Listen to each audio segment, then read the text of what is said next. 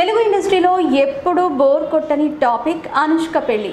ఈమె మ్యారేజ్ గురించి చాలా రోజులుగా వార్తలు వినిపిస్తూనే ఉన్నాయి, కానీ సరైన సమాధానం మాత్రం రావటం లేదు.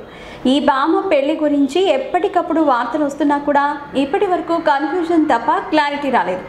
నవంబర్ 7తో 38 వసంతాలు పూర్తి చేసుకుని 40కి చేరువవుతుంది అనుష్క. రోజు రోజుకి రూమర్స్ ఎక్కువైపోతుంటే, అనుష్క పెళ్లిపై రోజుకో వార్త బయటకు వస్తూ ఉంటే అభిమానుల్లో కూడా కంగారు పెరిగిపోతుంది. ఇంతకీ ఈ భామ ఇప్పట్లో పెళ్లి చేసుకుంటుందా లేదా అనే అనుమానాలు కూడా వస్తున్నాయి. పైగా ప్రభాస్తో కొన్నాళ్ళుగా అనుష్క డేటింగ్ చేస్తుందనే వార్తలు కూడా ఉన్నాయి.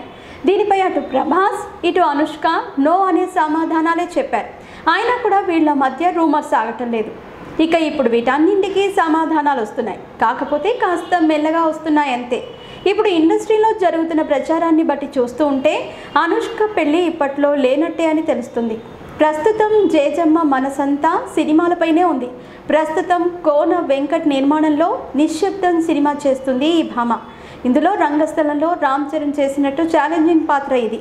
ఈ చిత్ర షూటింగ్ చివరి దశకు వచ్చేసింది, త్వరలోనే విడుదల కానుంది. ఇది పూర్తయ్యే వరకు పెళ్లి ఊసే ఎత్తేలా కనిపించడం లేదు జేజమ్మ.